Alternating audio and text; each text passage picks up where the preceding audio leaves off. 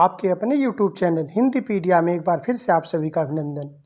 दोस्तों, आज हम सभी कक्षा 10वीं क्षितिज भाग 2 के पाठ 11 का प्रश्न अभ्यास करेंगे, पाठ सारांश जानेंगे, लेखक परिचय जानेंगे और लेखक से संबंधित कुछ उनकी महत्वपूर्ण रचनाएं जानेंगे।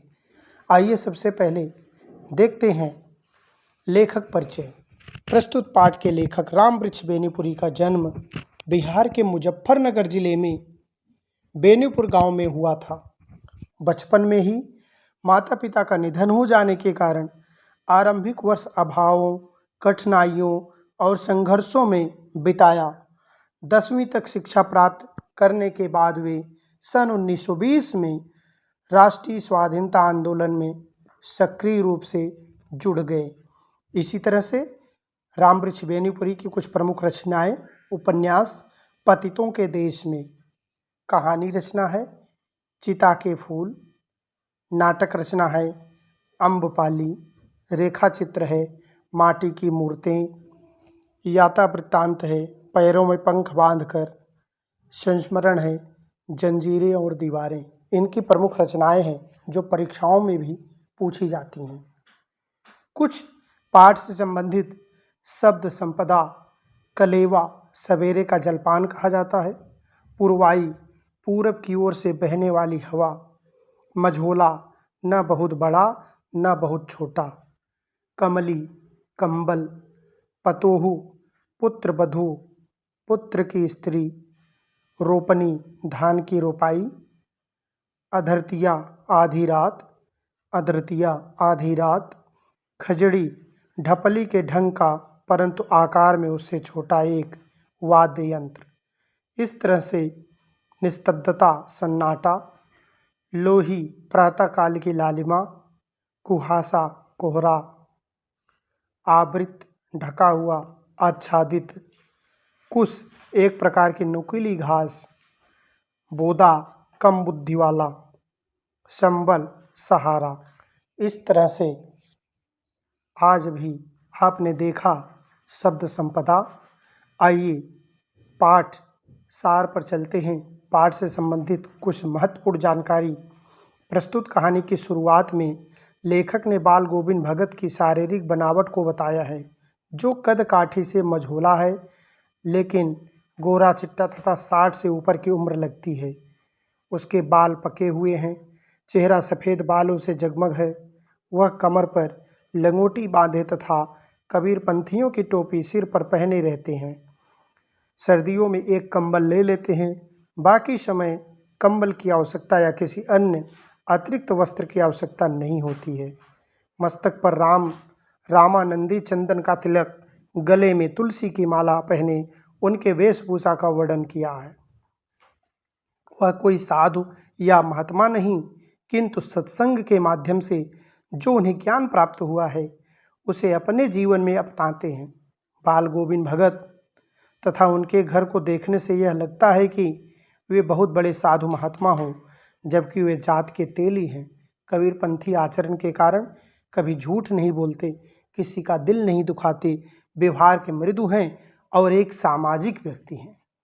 घर में जितनी पैदावार आती है अनाजों की, उसको पहले कबीरपंथी मठ ले जाकर दान करते हैं। वहाँ से मिले हुए अनाज को ही अपने घर में प्रसाद के स्वरूप लाते हैं और अपना जीवन चलाते हैं। चाहे कैसा भी मौसम हो, वह सवेरे स्नान कर अपनी खंजड़ी लेकर गीत गाते हैं। भादों की अंधेरी रात में वह अपने गीत के माध्यम से अपने ईश्वर को मनाते हैं। उनके इस गीत में सामाजिक लोग भी शामिल होते हैं। एक उत्सव का माहौल बन जाता है। बाल गोविंद भगत भाव से सराबोर होकर आंगन में नाचते लगते हैं। चाहे सर्दी हो या गर्मी, सुबह शाम उनकी खंजड़ी बजती है। साथ ही ईश्वर की भक्ति से जुड़े गीत की आवाज़ भी गूंजने लगती है। बाल गोविंद अपने ईश्वर से इतना जुड़ गए थे कि ईश्वर को सर्वत्र निराकार रूप में मानते हैं। इसका एक मर्म तब देखने को मिला जब उनका इकलौता बेटा असमय मृत्यु को प्राप्त हुआ। वह काफ़ी समय से कमज़ोर था, शायद किसी बीमारी का शिकार रहा हो। बाल गोविंद उसकी पूरी देखभाल किया करते थे। बड़े उत्साह से बेटे की शादी कराई थी। बहू भी सुंदर और सुशील मिली थी। जिस दिन उनका बेटा मरा उस दिन लेखक ने घर जाकर जो दृश्य देखा वह अन्यत्र कहीं देखने को नहीं मिलता। बाल गोविंद बेटे के पार्थिव शरीर के पास आसन जमाए गीत गा रहे थे और बहू को समझा रहे थे, यह रोने का नहीं बल्कि उत्सव मनाने का समय है, क्योंकि मेरे बेटे की आत्मा परमात्मा के पास चली गई है। यह बाल गोविंद का चरम विश्वास बोल रहा था, जिसने उसे भक्ति से प्राप्त किया था। बेटे का पूरा दाह संस्कार अपनी बहू से ही करवाया। सभी संस्कार की विधि समाप्त होने पर बाल गोविंद ने बहू के बड़े भाई को बुलाकर उसका पुनर्विवाह कराने का आदेश दिया, किंतु बहू कहाँ मानने वाली थी। उसने ससुर की सेवा करते हुए पूरा जीवन निर्वाह करने की ठान ली थी। किंतु बाल गोविंद भगत स्वभाव और व्यवहार के सरल व्यक्ति थे। उन्होंने बहू से कहा, अगर वह अपने भाई के साथ मायके नहीं गई और पुनर्विवाह नहीं किया तो वह स्वयं घर छोड़कर चले जाएंगे। वह अपने पुत्र या अपने घर से बंधन बांध कर नहीं रखना चाहते थे। वह अपनी बहू को किसी प्रकार का कष्ट नहीं देना चाहते थे, बल्कि उसके मांग में हमेशा सिंदूर और हंसी खुशी भी देखना चाहते थे। बाल गोविंद भगत की मृत्यु भी महात्मा की बात हुई। प्रत्येक वर्ष की भांति गंगा स्नान करने जाते थे। सर्द मौसम था, हल्का बुखार शरीर पर चढ़ा हुआ था। वह गंगा स्नान के लिए 4-5 दिन की यात्रा करके जाते थे। वहाँ रुककर बीच में कहीं खाना नहीं खाते थे और ना ही भीख मांगते थे। वह घर से खाना खाकर जाते और घर आकर ही खाना खाते थे।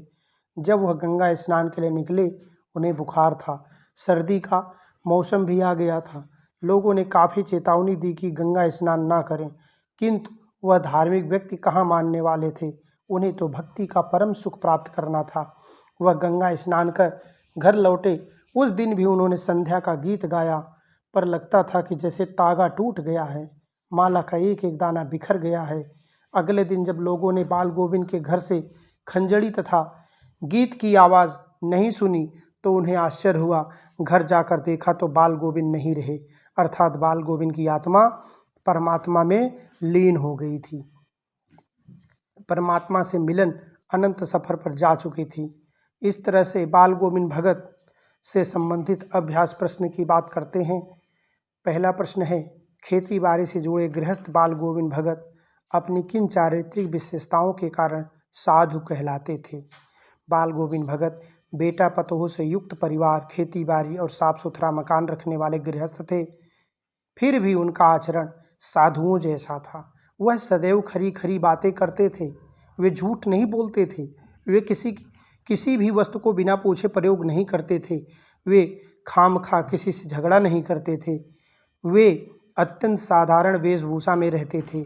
वे अपनी उपज को कबीरपंथी मठ पर चढ़ावा के रूप में दे देते थे। वहाँ से जो कुछ प्रसाद रूप में मिलता था उसी में परिवार का निर्वाह करते थे। कितने सरल स्वभाव के थे बाल गोविंद भगत। दूसरा प्रश्न है, भगत की पुत्रवधू उन्हें अकेले क्यों नहीं छोड़ना चाहती थी। भगत की पुत्रवधू उन्हें इसलिए अकेला नहीं छोड़ना चाहती थी क्योंकि भगत के इकलौते पुत्र और उसके पति की मृत्यु के बाद भगत अकेले पड़ गए थे। स्वयं भगत वृद्धावस्था में हैं। वे नेम धर्म का पालन करने वाले इंसान हैं जो अपने स्वास्थ्य की तनिक भी चिंता नहीं करते। वृद्धावस्था में अकेले पड़े भगत को रोटियां बनाकर देना चाहती थी और उनकी सेवा करके अपना जीवन बिताना चाहती थी। इस तरह से इस प्रश्न का उत्तर आप आसानी से लिख सकते हैं। अगला प्रश्न है, भगत ने अपने बेटे की मृत्यु पर अपनी भावनाएं किस तरह व्यक्त की। तो भगत ने अपने बेटे की मृत्यु पर औरों की तरह शोक और मातम नहीं मनाया। वे मृत बेटे के सामने बैठकर मस्ती और तल्लीनता में कबीर के पद गाते रहे। वे मृत्यु को आत्मा परमात्मा का मिलन मानकर इससे दुखी होने के बजाय खुश होने का समय मान रहे थे। वे अपनी पुत्रवधू को भी आनंदोत्सव मनाने के लिए कहते जा रहे थे। इस तरह से अगला प्रश्न है, भगत के व्यक्तित्व और उनकी वेशभूषा को अपने शब्दों में चित्र प्रस्तुत कीजिए। बाल गोविंद भगत 60 वर्ष से अधिक उम्र वाले गोरे चिट्टे इंसान थे। उनके बाल सफ़ेद हो चुके थे। उनका चेहरा सफ़ेद बालों से जगमगाता रहता था।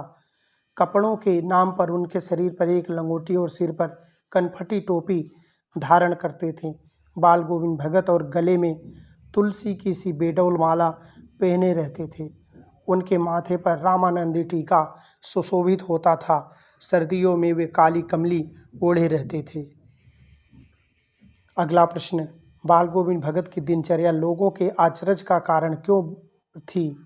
तो बाल गोविंद भगत की दिनचर्या लोगों के लिए कुतूहल का कारण थी। वे अत्यंत सादगी, सरलता और निस्वार्थ भाव से जीवन जीते थे। उनके पास जो कुछ था उसी में काम चलाया करते थे। वे किसी की वस्तु को बिना पूछे उपयोग में नहीं लाते थे। इस नियम का वे इतना बारीकी से पालन करते थे कि दूसरे के खेत में शौच के लिए भी न बैठते थे। इसके अलावा दांत किटकिटा देने वाली सर्दियों की भोर में खुले आसमान के नीचे पोखरे पर बैठकर गाना, उससे पहले 2 कोस जाकर नदी स्नान करने जैसे कार्य लोगों के आश्चर्य का कारण था। इस तरह से अगला प्रश्न है, पाठ के आधार पर बाल गोविंद भगत के मधुर गायन की विशेषताएं लिखिए। बाल गोविंद भगत सुमधुर कंठ से इस तरह गाते थे कि कबीर के सीधे साधे पद भी उनके मुंह से निकलकर सजीव हो उठते थे। उनके गीत सुनकर बच्चे झूम उठते थे, स्त्रियों के होठ गुनगुनाने लगते थे और काम करने वाले के कदम लय ताल से उठने लगते थे। इसके अलावा भादों की अर्धरात्रि में उनका गान सुनकर उसी तरह चौंक उठते थे जैसे अंधेरी रात में बिजली चमकने से लोग चौंक कर सजग हो जाते हैं। इस तरह से अगला प्रश्न है, कुछ मार्मिक प्रसंगों के आधार पर यह दिखाई देता है कि बाल गोविंद भगत प्रचलित सामाजिक मान्यताओं को नहीं मानते थे। पाठ के आधार पर उन प्रसंगों का उल्लेख कीजिए। बाल गोविंद भगत प्रचलित सामाजिक मान्यताओं को नहीं मानते थे। यह पाठ के निम्नलिखित मार्मिक प्रसंगों से ज्ञात होता है। भगत ने अपने इकलौते पुत्र के निधन पर न शोक मनाया और न क्रियाकर्म को ज़्यादा तूल दिया। उन्होंने पुत्र केशव को स्वयं मुखाग्नि न देकर अपनी पुत्र वधू से मुखाग्नि दिलवाई। उन्होंने विधवा विवाह के समर्थन में कदम उठाते हुए उसके भाई को कहा कि इसको साथ ले जाकर दोबारा विवाह करवा देना। वे साधुओं के संबल लेने और गृहस्थों के शिक्षा मांगने का विरोध करते थे। 30 कोस दूर गंगा स्नान करने जाते और उपवास रखते हुए यह यात्रा पूरी करते थे। धान की रोपाई के समय समूचे माहौल को भगत की स्वर लहरियाँ किस तरह झंकृत कर देती थी, उस माहौल का शब्द चित्र प्रस्तुत कीजिए। आषाढ़ के महीने की रिमझिम के बीच सारा गांव खेतों में उमड़ पड़ा। शीतल पुरवाई चल रही थी। आसमान बादलों से आच्छादित था। कहीं हल चल रहे थे, कहीं रोपनी हो रही है। बच्चे पानी भरे खेत में खेल रहे हैं। औरतें कलेवा लिए मेड़ पर बैठी हैं। इसी समय भगत का कंठ फूट पड़ता है। उनके स्वरों की गूंज आसपास के लोगों को झूमने के लिए विवश कर देती है। इसे सुनकर बच्चे झूमने लगते हैं, स्त्रियों के होठ गुनगुनाने लगते हैं और गीत की लय ताल पर अंगुलियां रोपाई करने लगती हैं और कदम उठने लगते हैं। रचना और अभिव्यक्ति के प्रश्न, पाठ के आधार पर बताएं कि बाल गोविंद भगत की कबीर पर श्रद्धा किन किन रूपों में प्रकट हुई है। तो बाल गोविंद भगत का पहनावा और आचरण कबीरपंथियों जैसा था। वे कबीर को साहब मानते थे और उनके असीम श्रद्धा और विश्वास रखते थे। कबीर के प्रति उनकी श्रद्धा निम्नलिखित रूपों में प्रकट हुई है। उनका पहनावा कबीरपंथियों जैसा था। उनके गले में तुलसी की माला और मस्तक पर रामानंदी टीका होता था। वे अपने खेत की सारी उपज कबीरपंथी मठ में ले जाकर चढ़ावे के रूप में अर्पित कर देते थे और जो कुछ प्रसाद रूप में मिलता उसी से घर चलाते। वे कबीर के समान खरा खरा व्यवहार करते, दूसरों की वस्तु अस्पृश्य समझते। उन्होंने कबीर के पदों का गायन करते हुए दिन बिताया। उन्होंने आत्मा को परमात्मा का अंश मानकर मृत्यु को दोनों के मिलन का शुभ अवसर बताया। उन्होंने कबीर की भांति जीवन को नश्वर बताया है। आपकी दृष्टि में भगत की कबीर पर अगाध श्रद्धा के क्या कारण रहे होंगे? मेरी दृष्टि में कबीर पर श्रद्धा के अनेक कारण रहे होंगे। कबीर भी घर परिवार के साथ रहते हुए साधुओं जैसा जीवन बिताते थे। कबीर वाय आडंबरों से दूर रहकर सामाजिक कुरीतियों पर प्रहार करने वाले थे। यह भगत को पसंद आया होगा। कबीर का सादा जीवन, उच्च विचार भगत को पसंद आया होगा। भगत को कबीर का खरा खरा व्यवहार करना बहुत पसंद आया होगा। गांव का सामाजिक सांस्कृतिक परिवेश आषाढ़ चढ़ते ही उल्लास से क्यों भर उठा है? तो गांव भारत गाँव का देश है। यहाँ की 80% जनसंख्या जीवन के निर्वाह का साधन कृषि है। भारतीय कृषि मानसून पर आधारित है। मानसून की शुरुआत वर्षा के पहले महीने आषाढ़ से शुरू होती है। आषाढ़ आते ही गाँववासी बादलों की राह देखते हैं। बादलों के बरसते ही वे अपनी कृषि कार्यों की शुरुआत कर देते हैं। खेतों की जुताई बुआई, धान की रोपाई जैसे कार्य शुरू कर दिए जाते हैं। इसी महीने में गर्मी की तपन से राहत मिलती है। यह महीना ग्रामीण बच्चों के लिए बड़ा ही आनंददायी होता है। पानी भरे खेतों की कीचड़ में खेलना उन्हें बहुत रुचिकर लगता है। इस समय गांव के सामाजिक सांस्कृतिक परिवेश का उल्लेख देखते ही बनता है। ऊपर की तस्वीर से यह नहीं माना जाएगा कि बाल गोविंद भगत साधु थे। क्या साधु की पहचान पहनावे के आधार पर की जानी चाहिए? आप किन आधारों पर सुनिश्चित करेंगे कि अमुक व्यक्ति साधु हैं? साधु प्रायः गिरुए वस्त्रों या रामानामी वस्त्र लपेटे नजर आते हैं। उनके बढ़े दाढ़ी और जटाजूट उनके साधु होने का साधन से दिखते हैं, पर यह आवश्यक नहीं। गेरुआ वस्त्र पहनने वाला हर व्यक्ति साधु ही हो। इस कलयुग में ढोंगियों ने भी यही वस्त्र अपना लिया है, इसलिए पहनावे के आधार पर किसी को साधु नहीं माना जा सकता।